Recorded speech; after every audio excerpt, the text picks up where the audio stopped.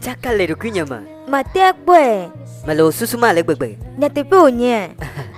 Loloa Dave, nuka tamenu. Ta flacha na te ajoa. Allô? Majua. Nukata, ukule mekale nwa pomo. Malanu pomple nya sisi no ade. Esi ate ado jijona mbe na mo viade. Lelenko nyesema. Wasisi noa. Nele nuklim le nukom. Wasisi no nyatepe toa. Lisa de nyate pon kuro esi anu emegbe. Enyo. Mele jojoge, voto nenya. Le yoyo si amegbe. Nele amese tutu onya gbogenam.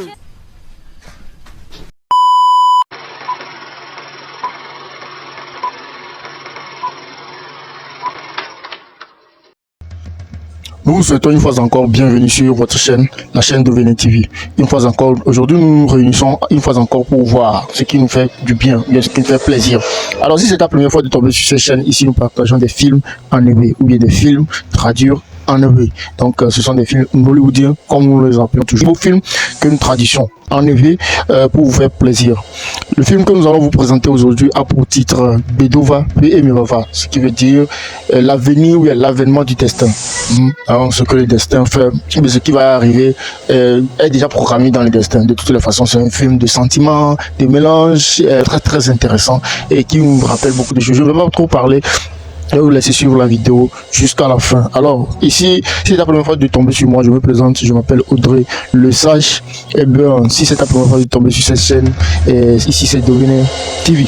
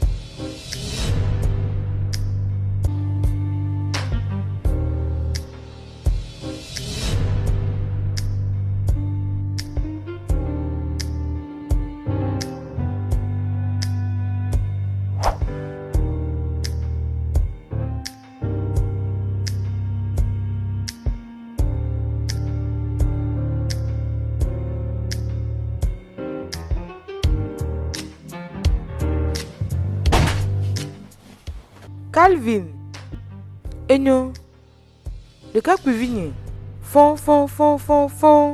Non, Mais ton vigné. et ma gâtia dans le chanaga pour le cas. Oh, n'avais-tu me gagné au school hier? Ne sais, ne trop boitu school à nagatia d'idée me vie. Vas-tu fifi elle est bien à tuer na de la luna school? Dinao. Dina au han vigné. Elle est bien à dogbera. Non, le matin de Bérégbia. Na te du Rafa. Après ton nez d'acbenorden que kenye sinenamiata. Amen. Non, Mais ton loin. nye le dodo kware ogegbea. Koto jimele nye jomu. Nous kata jimele au jomu. Doma hinsi medibe. Ma honana tae. Susu nyerin tema vigné. Ne le jidu ge homnana ma so blenya saklomdo. Nyemele jikumeo. Nyemele jikumeo. Mele jidu ge homnana ma. Mele jidu ge honana ma. Yekata kwema. Mosi plona mena jidu duema kanu do kyoji. Cho susu dare nusi anusi jimne le aji kwele me vage no nesia. Enyo nonye. Akpeno kaka. Akpena o han vigné. Megavon ne le jidu ge ya ko nesia. Enyo.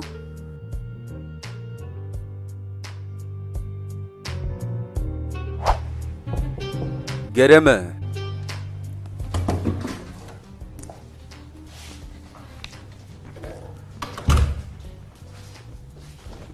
Ndina wa mega. Ndina o halo. Kem azoli kawele jinye gbeo. Makpoda. Ne le pepere ka igele gasie keme.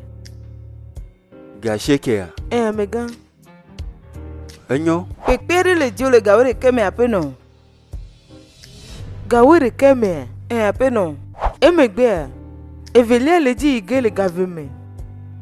Gaveme gododo gbakple ajogan pe hachuchu ai. Yema mega. La fika chuchu. Le afi ƒe nuɖusaƒe si le kpota. Ye katã koe ma. Aƒenɔ. Enyo nate dzo ifa. Akpe aƒenɔ. Enyo, dene ke yawo kpɔɖa be wole vava gea. Me yɔwo. Kem enyo. Enyo me gã. Akpe na o. Mesɔ akpe o.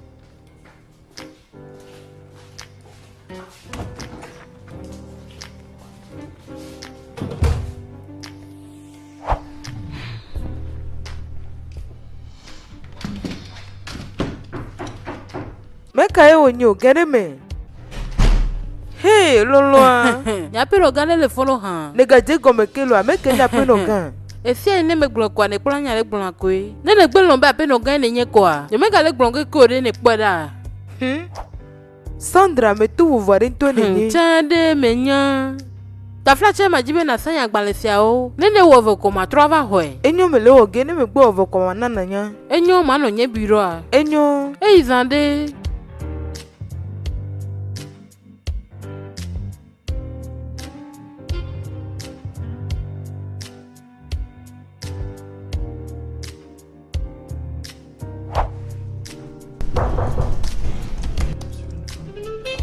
Gereme.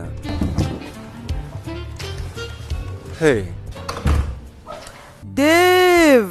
Loloa. Nou ka dim ne le nye bureau le yi isi amo. Loloa.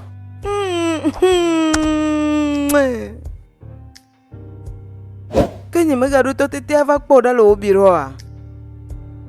Menya si me gblɔ ma vocho. Na de jime ne le esi ata ne va fisia do. Azɔ gblɔ na nu ko nye. Loloa le nye drum mate me va be ma va kpo. Enyo business ta me va be ma va kpo do. Na me chireka peko. Nuka tane jila kponko. Me ga nya mo si re supermarché a.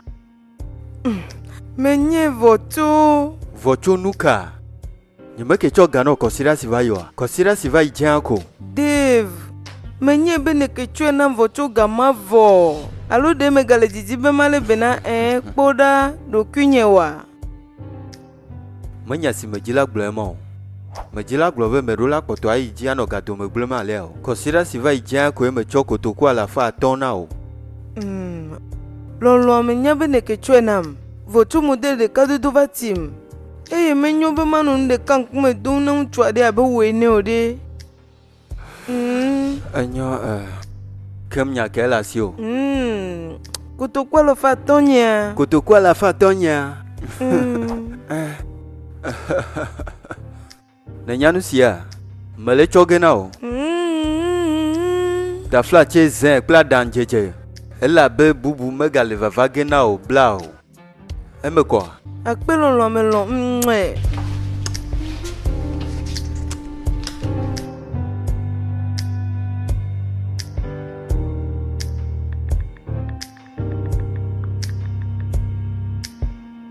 Me tsɔe ɖo ɖa o.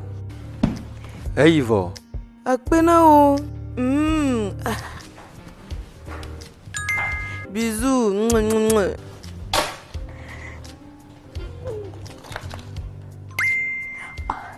Dave, akpe na o.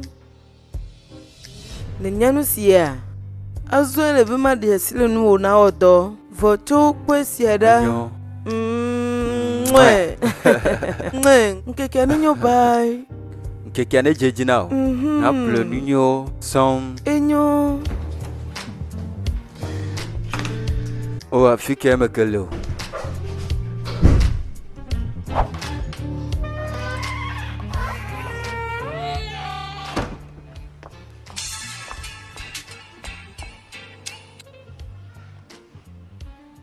Allo. Ndina oha. Ne beta kwekwe me galeji jegewa. Kuhere keme liyode. Enyo, mele yoge maglene.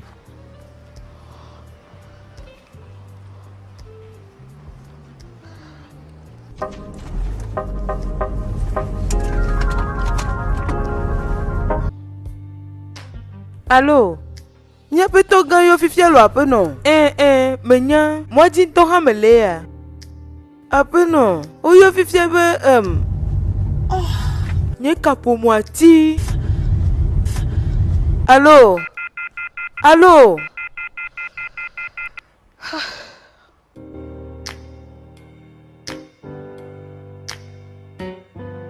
Deka o le dosiamia. Le miapa jove sia oji dege alegbegbe. Nu ɖeka ko si ne le esia mea yenye be dɔwɔƒe vesiawo mete ŋu le asi da ge ɖe nu si la nye vi ɖe na wo kple vea dzi o. Meke susue sia nu mate mie le bɔbɔ sia wɔm ɖo. Kpɔ ɖa mi ɖo tom. Xɔ eye nada ŋku ɖe me.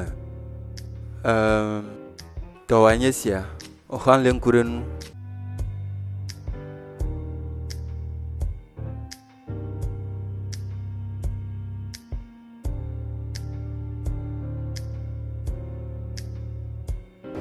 Enyo ne mie le ŋku ɖe nu nyuia.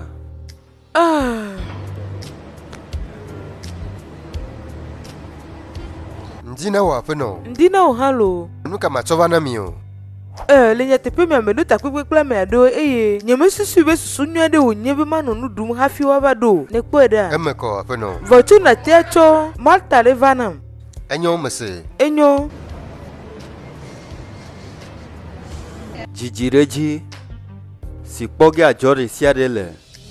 To sia me yenye mina makpɔ ɖa blavevɔ ɖe le afa dzi na adzɔ ɖe sia ɖe eye puire koa blavevɔ ɖe le afa dzi esia te ame ɖe sia ɖe le vi ɖe kpɔ ge le ɖekawɔwɔ sia me.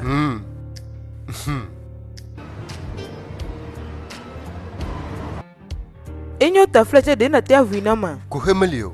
Akpe na o.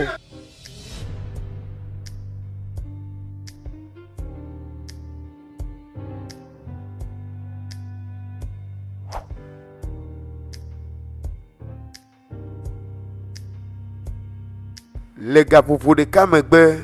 Oh, nu ka ta womekpɔ le vavam o hã.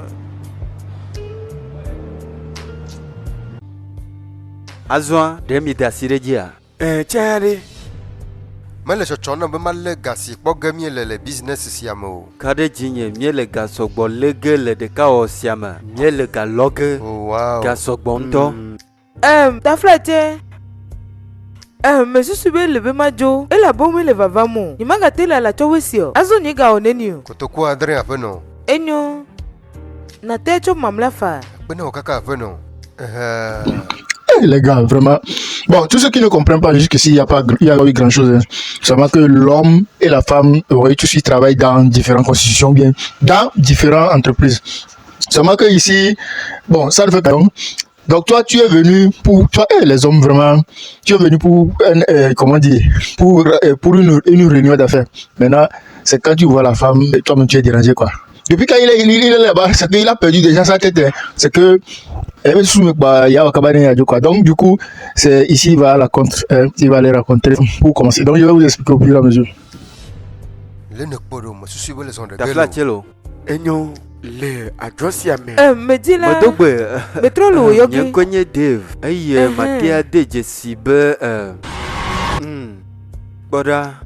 Elle nam be macho nye kotu yeye sia. Atsono na do la be vivole wom. Hey. Yesu Kristo. Numa te me cho no dolo na tia zen fa nesia. Akpe na o kaka. Magachi jo akpe melio. Anyo na mado azon.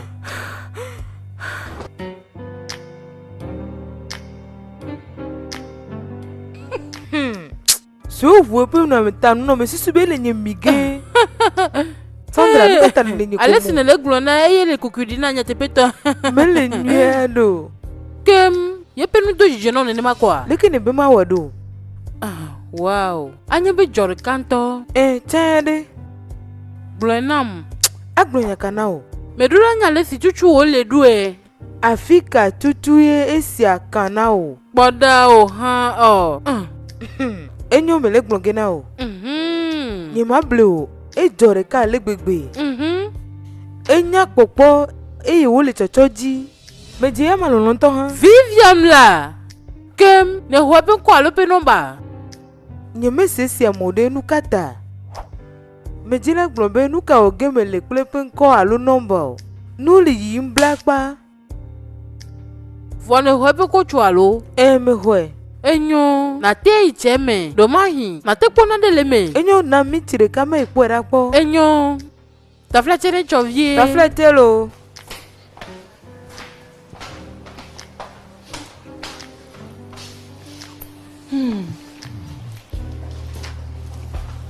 Enyo kemema cheme de na de leme. Achang kame na de keme le mode. Ne kane ji chuchu. Enyo unto cheme fa. Luka kom dimnele ni matabia. Ye pe nomba alo e pa adresse. Negale me tumdo. Adresse nanka. Enyo chwe na mavwese. Avon kase.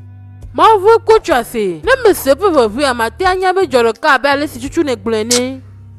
Sandra, narumele yimnyo ko. Ye ke gblon yi ne be choko chwa va azon ne va jinya fuflo gbogbon. De mo no mavwese. Mate avwe ko tu si ase. Me ke ni matere be me chwe va to hon. Akweche na me idredo mava. Ni me po sogbe na o jeru ni na o. Ha, lonya benuka.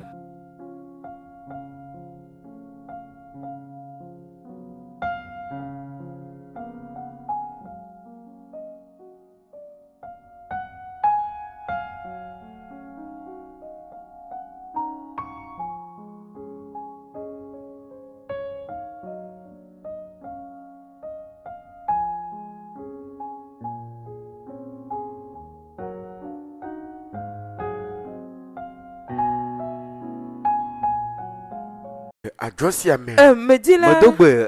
Me trop lo yogi. Nyankonye Dave. Aye matia de jesibe Bora. Elle nambe macho nye kochu yeye sia. Atono na do la be vivole o. Hey. Yesu Kristo. Numa te me che no dolo na te azen fa nesia. Akpe na o kaka. Magachi jo akpe melio. Na mado azon. Hey, nyemao. Magalesia susu makpalo. Hey, ledo kyo Dave bovado kyo ma. Hey, nyemao. Neme nyama ke hwepe nombai. Hey, oh. Esi anene mazire kakwa. Nyema kpo ebe nyolo. Mekponya ne ahia vile si. Alo sronto nyolo. Dave, bovado kyo ma.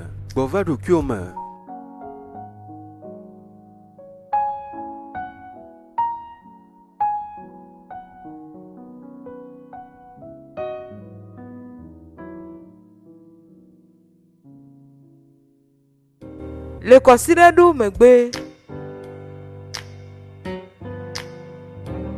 Me susu be ne lo esie. Nonye. Kem lesia megbere nu kadugenele. Gâteau. Molu.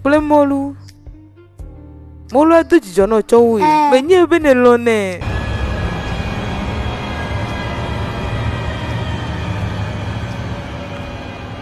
Hey. Madogbe. Me hogbe. Akpe no kakare ni chope kupere nu ata. Oh, me so akpe. Nonye ahia vi o nye. Le petit là, il a zaï. Le petit là, il a zaï. Si c'était chez ma maman, il allait savoir qui pose vraiment des questions. En réalité, ça dépend des cultures, ça dépend de comment on t'a élevé et de quelle famille tu es sorti. Je vais vous résumer rapidement. C'est que l'enfant demande directement à sa maman que est-ce que c'est son copain, alors que je sais que dans notre culture africaine c'est pas permis, tu peux pas poser ces genres de questions à ta maman. Bon, en fait, dites-moi ce que vous en pensez, parce que moi si c'était chez ma maman, si continuons, si on la manière dont ta maman même regarder, toi-même tu vas te rétablir en même temps. En fait, pour vous résumer rapidement, l'homme a aidé la femme et ils se sont croisés comme vous l'avez vu, dans un restaurant tout à l'heure, et l'homme l'a aidé. Donc, c'est la seconde fois qu'ils se sont vus, alors que la femme a un enfant. Et je vous conseille, c'est très important l'histoire, parce que c'est quelque chose qui arrive souvent. Parfois, et les circonstances de la vie vont nous mener à des situations où toi-même, si tu vois, tu es obligé de faire. Donc, suivez devant, vous allez voir dans quelles circonstances. Oh, l'homme qui est là-bas, c'est son enfant, alors qu'il n'a jamais vu lui et la femme, ils n'ont jamais eu de quoi que ce soit, ils ne se connaissent pas. Mais c'est l'enfant à la femme. Bah, si les autres ne connaissent pas, comment est-ce que c'est possible qu'ils vont avoir un enfant? Alors, on laisse, on suit devant. Calvin, oh, mais non, pas rien, vie au nio. Nous tu as récupéré non, nous va y aller couiller au nez. Ne quoi da? Aleke ne pere na nendo. Magloko be ma question you ko tune be wa dore vivo wa meta. Nyankonye Calvin toyare. Enyo nyenkonye Dave. Lene fondo Calvin. Nyade akpe. Kemle oyono do. Viviane. Enyo Viviane kple Calvin me la si de gele mianu alebe miate dundudu anyue. Enyo akpe na o. Madogbe. Nye hogbe wezon.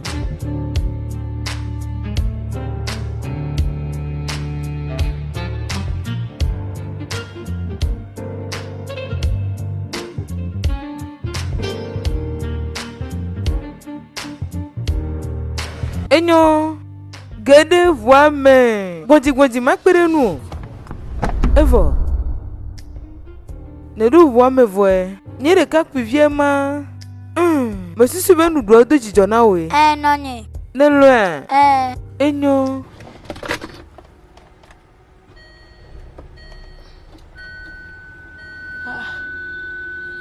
Nu ke nye ko here.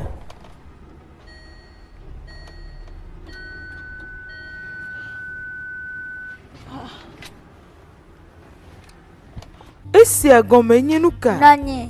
Metovinye. Nka gbele lo hwanu. Ninga nyeme nyanu sisi le wusi a omolo meke chwe na gbede nyi chovai. Na male nkure nukpo. Oh nyema o esi enye nuklin mo.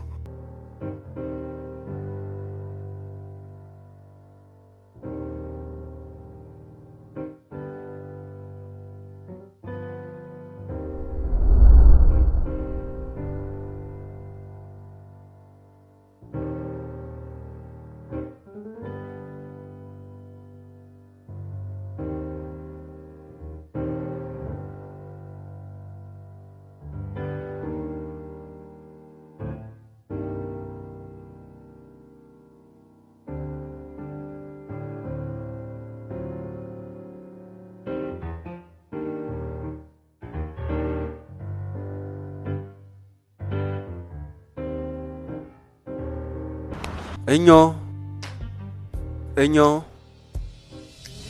Oh, na maglo now.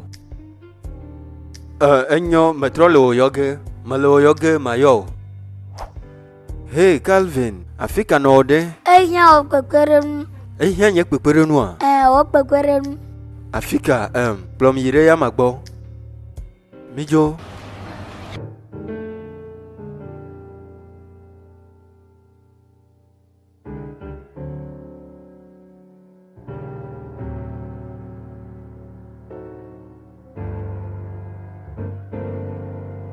Calvin aleke ga kamene dogolo voame. Nonye, meke yo fofo videbo ava pere mnya. Dine ke gblena ma. Oh. Kenu kata ne wado de wole tepe.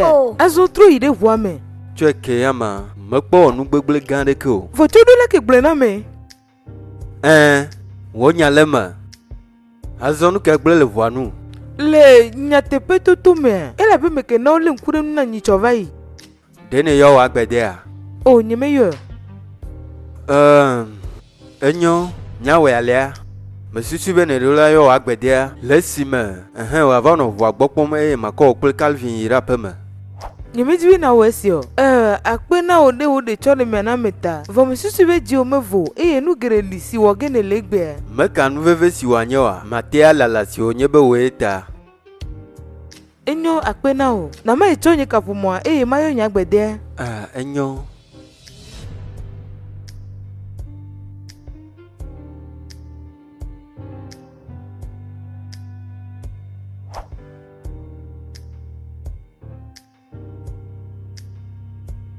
Akpena o kaka. Mesu akpe o. Zivele nye si ane le kpekpem de nu nye le si me nyam nyue ntɔ hɔn. Mesusu be nye dɔda sie ma lo. Oh, menye wo dɔda sie wo nye o deko. Me dzira gblɔ be me nyuie ɖe ne nye eye ne nyua dɔ me. Gasie game. Akpena o. Mesu akpe o. Enyo yi ɖe mia dzi. Emia dzia. Ye ma. Tso dzɔdzɔe. Enyo. Na ha to rond-point. Enyo mate akpɔe.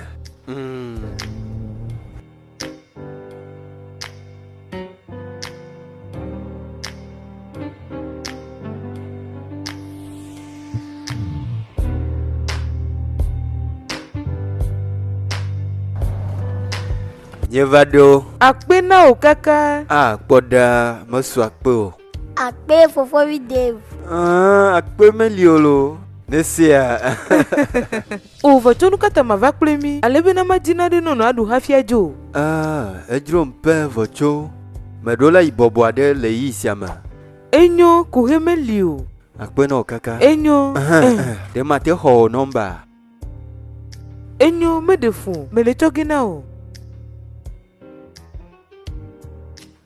Yenye si ame ŋlɔ na o. Akpe. Enyo izan ɖe. Bye. Calvin izan ɖe. Gblɔ be izan ɖe. Izan ɖe.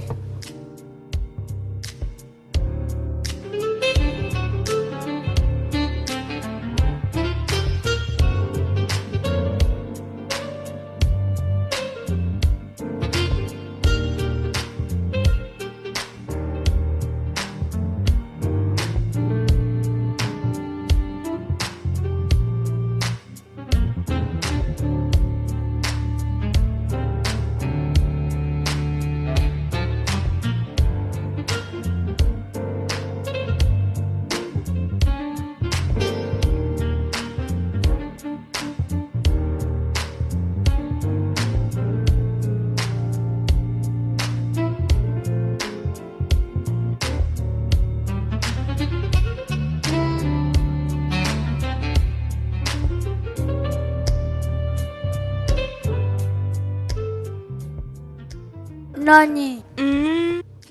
Dene kare di be mo agna viene devoa.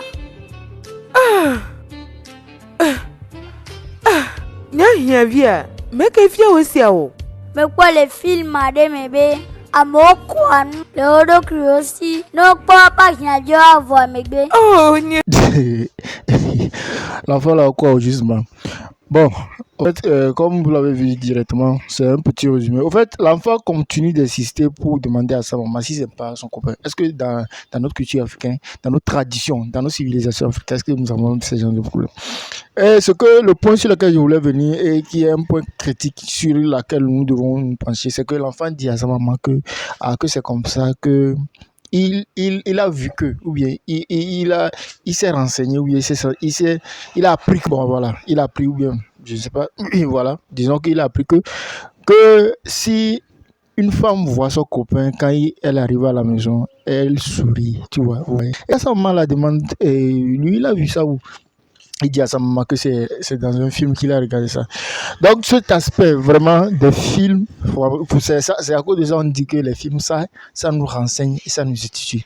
Par exemple, sur nos chaînes, nos films, ça nous apprendre quelque chose. Hein, ouais. Si je suis sûr que, bon, je sais pas, un film, c'est parce que c'est un film. Si c'est pas un film là, en tout cas, nos traditions africaines ou nos civilisations africaines, quel qu'en soit le cas, que tu sois en Europe ou bien aux États-Unis, mon gars, quand tu ne peux pas poser ce genre de questions à ta maman, rapidement, elle va te récupérer. En fait, voilà l'homme qui a eu un enfant avec une femme qu'il ne connaît pas, qu'il n'a jamais vu. Et je ne sais pas. Donc, on doit suivre la vidéo jusqu'à la fin pour pouvoir distinguer ça. Donc, je vais vous laisser, on continue. Likez, donnez-moi un pouce bleu et réagissez aussi dans les commentaires. Merci. Donc, on continue. Mao. Va. Dotom. Menye be fofovi Dave temele no akomdo. Eye menye nya hia vie nye Devo. Ne kwada. Enyo. Esiata mega le film mo pour me vi kwa keke. Dessin animé de ko pom nano. Nesia, azo ide o ho me.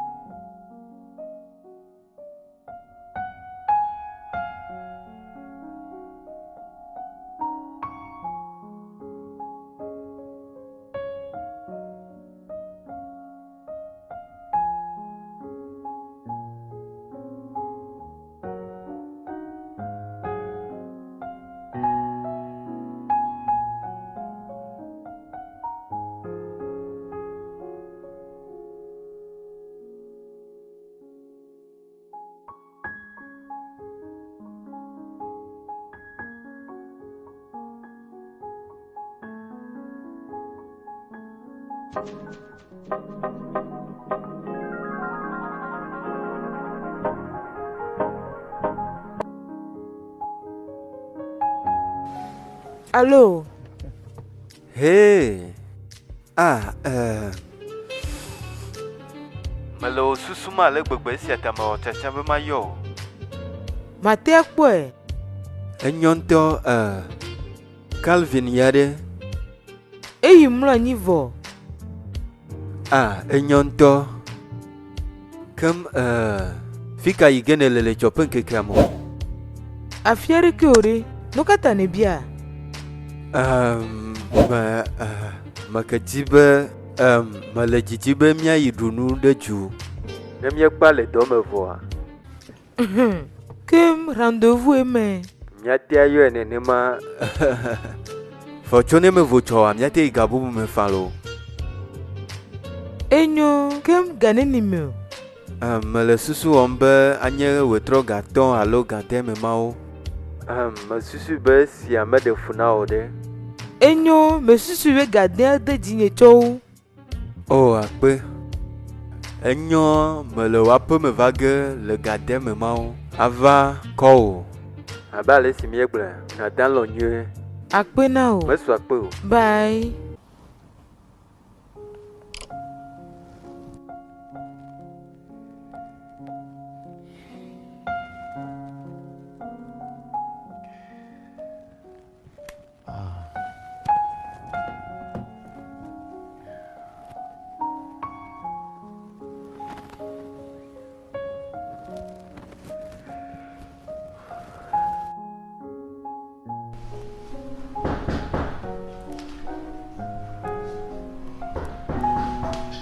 Me gbona lo.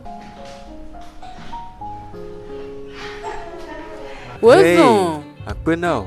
Me so akpe o. Wow, ne jore kanto. Makesenko welanye Sandra. Nye. Wezo kaka. Enyo.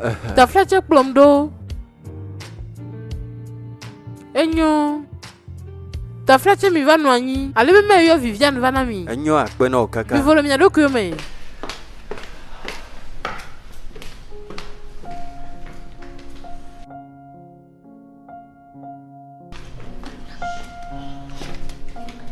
Wezo fofo video. Hey, Calvin. Ta. Lene fondo. Yade akpe. Ngata ne va fisio. Me va Oh wow. Wow. Nega chochu bentolo. Akpe. De miatea. Chade. De ka pivinye. No le de doge vometam no we magbobla. Nesia. No. Na le bena do kyo. Enyo. Sandra le ve doge na o. Nesia. Melo. Bye bye noni. Bye. Bye bye. Mele gbogbo ge fifie. Enyo mi azonyu. Izande. Enyo. Mi de jone mi adoku yo. Enyo izande.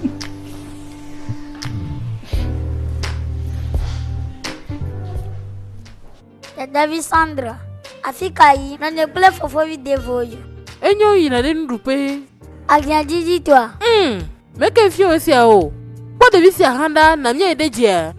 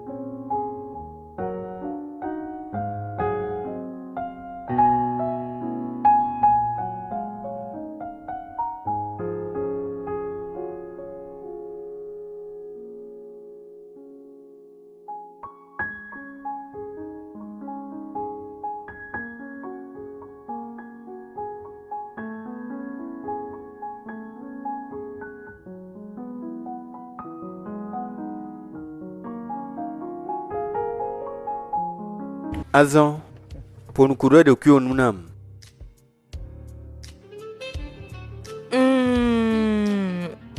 Enyo, nous gardons que les signes que le courant nous. Nyenkwenye Vivienne Peter. De cas que vigna pour poirer la signe. Lady Yame, Dila Nyohava Tromegbe, Nyereka Kwetiani. Oh, babarere siata.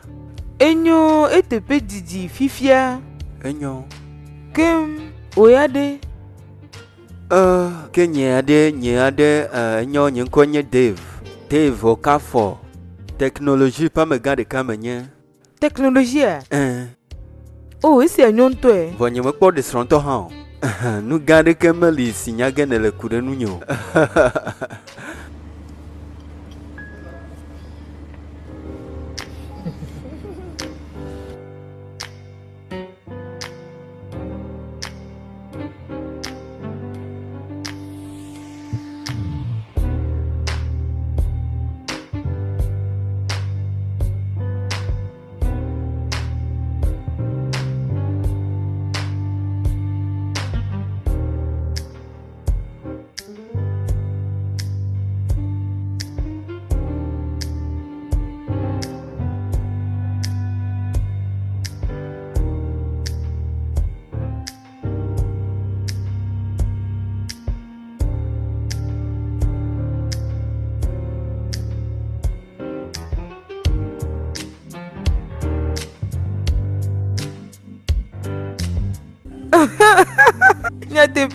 Nyatepe toi, ma chakale de kunyama. Ma terre boy. Malo susuma le bébé. Nyatepe onye. Lolo, Dave, nous katamenu. Ta flache na te ajoa. Directement, voilà, la copine du gars fait son apparition. C'est l'ancienne copine, c'est l'ancienne copine. Bon, ils ne sont pas rendus, c'est l'ancienne copine de l'homme. Quand l'homme était au téléphone avec sa nouvelle copine, ou sa nouvelle concubine, voilà que son ancienne copine l'appelle mon amour. Et les femmes, même si elle te trompe, elle t'appelle toujours c'est mon amour. Franchement, on ne peut plus jamais s'emparer des femmes. Si tu ne connais pas ta femme, franchement, si tu ne connais pas ta femme, tu as tous les problèmes du monde. De toutes les façons, on va suivre ce que la femme va faire. Et ce qu'elle fait, toujours sur temps. Elle trompe l'homme, elle tourne de gauche à droite, sans que l'homme n'a rien à dire. Et elle encaisse, et lui, il encaisse depuis très longtemps. Quand il trouve... La femme, elle ne veut pas, c'est que souvent, quand je remarque quelque chose, je ne sais pas, si tu as une copine, par exemple, tu as une copine, ou bien ta femme, ta copine directement, c'est que quand tu la dragues, une fois que tu la dragues, malgré qu'elle a refusé, même si tu dragues encore une autre fille juste à côté d'elle, elle sera encore juste. Mais ma chérie, on t'a dragué, tu as refusé, maintenant tu veux quoi? On t'a dragué, tu as refusé, non? Catégoriquement, tu laisses le gars le vivre, non? C'est tout. La femme est au contraire, c'est que Dieu même est choqué. Pour dire la vérité, Dieu même est choqué. La manière dont il a créé la femme, et par après la femme, Dieu même ne comprend plus, quoi. Franchement. Ça se passe comme ça. Il faut faire l'essai. Il faut draguer seulement une femme. Une fille, elle va draguer sa soeur. Ou elle va draguer, malgré qu'elle refuse, elle ne veut même plus te voir. C'est que tu l'as dragué, elle a refusé. Mais malgré ça encore, elle ne veut plus te voir avec une autre femme. C'est bizarre. Donnez votre avis dans les commentaires. Ça serait très, très, très, très bon. On va voir devant. On va débattre. Suivez la vidéo jusqu'à la fin. Suivez jusqu'à la fin. Allô? Ma joie. Nukata, ukleme kale no apomo. Mele nu ƒom kple nya sisi nɔ aɖe. Esia te ado dzidzɔ nam be nana mɔvi aɖe. Nele nkonyi sema. Wasisi noa. Eye nele nuklim le nukom. Wasisi no nyatepetoa. Lisa de miate ƒo nkoɖo esia nu emegbea. Enyo. Mele jojoge. Voto nenya. Le yoyo sia megbea. Nele amese tutu onyia gblɔgenam.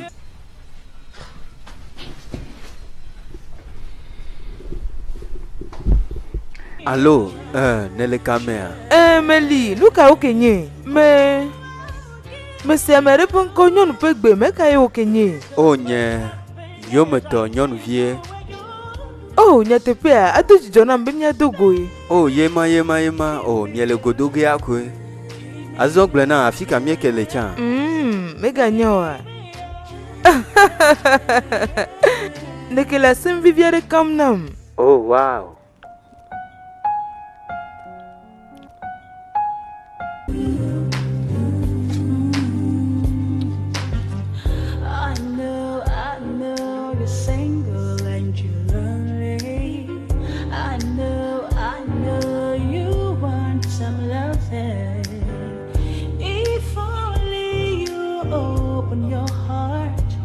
Let me in.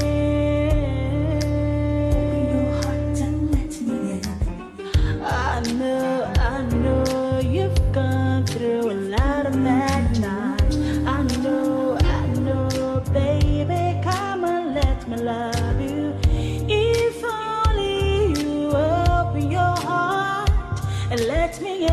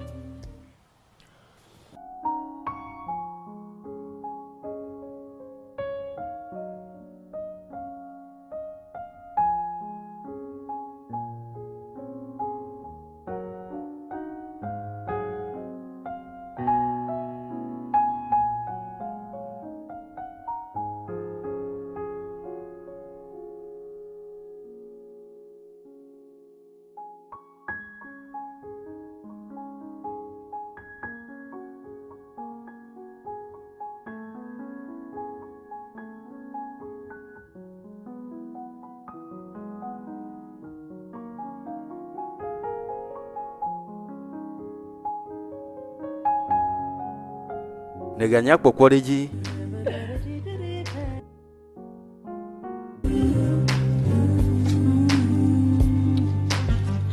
I know you're single and you're lonely. I know you want some loving. If only you open your heart and let me in.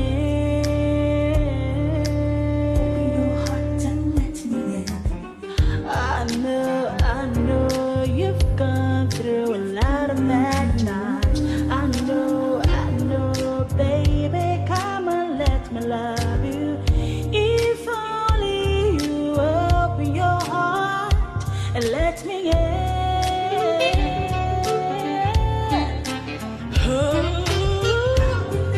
Oh yeah, I'll take away your loneliness. Baby, just give me a chance. Baby, give me a chance. Oh, I'll give you so much happiness. I'll take away your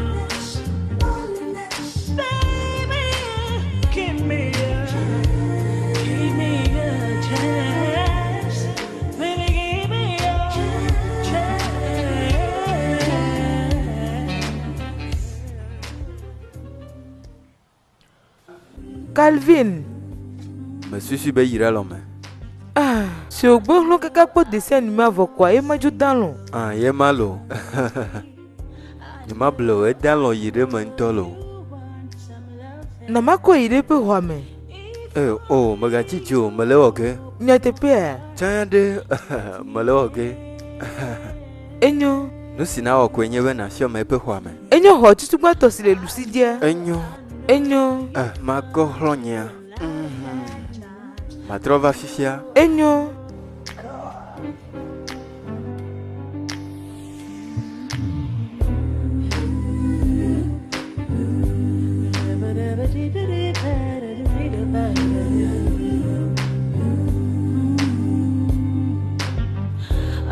Ah, de au fond. Oh, me fond. Elle a longtemps. Enyo. Enyo nto. Nelinye. Melinye. Me susu be. Ma po, ma do la joazo. Enyo ken na mado. Enyo. Ah, nye ma blo. Nous doudou a vivinto. Et tu dis j'en ai ben loin. À quoi non? Les gars, vous vous rappelez de cette action-là, non? Vous vous rappelez l'action là? Seuls les gars du syndicat, oui, seuls les gars du syndicat vont savoir quelle action il s'agit. Hein? Seuls les gars du syndicat vont savoir quelle action va suivre. Surtout le truc là, ce qui fait encore mal, c'est quand la go a un enfant, et que l'enfant ne dort pas bien, l'enfant ne se couche pas vite. Toi-même là, d'abord, toi l'homme, tu t'énerves, et la go aussi elle s'énerve plus que toi. Parfois même, elle arrive même jusqu'à... franchement, c'est pas possible. Parfois, tu vas la voir, elle va s'énerver jusqu'à parfois même, elle peut, même qui cherche des trucs, d'autres moyens pour faire dormir l'enfant. Hein? Pour que, dites-moi dans les commentaires. Donc, si cette vidéo vous a plu, abonnez-vous, likez, donnez votre avis, nous poussez au max et dites-moi de comment vous avez vu et qu'est-ce que vous avez pensé, comment vous croyez qu'un homme peut avoir un enfant avec une femme sans que les deux n'ont rien à voir, sans que les deux ne se connaissent pas, sans que les deux n'ont aucun lien au fait. Okay. Dites-moi dans les commentaires si cela vous a une fois arrivé et de quelle manière cela vous a arrivé. Donc je serai très aimable ou bien et je vais le partager dans une vidéo et je vais essayer de vous donner votre exemple dans nos vidéos et dans nos films. À la prochaine.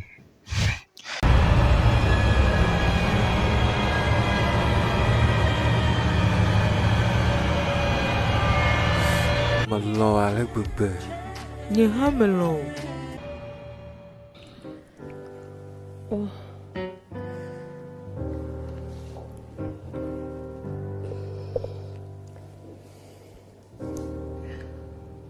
Azon nyanusie. Mado jijonao. Majila diachia.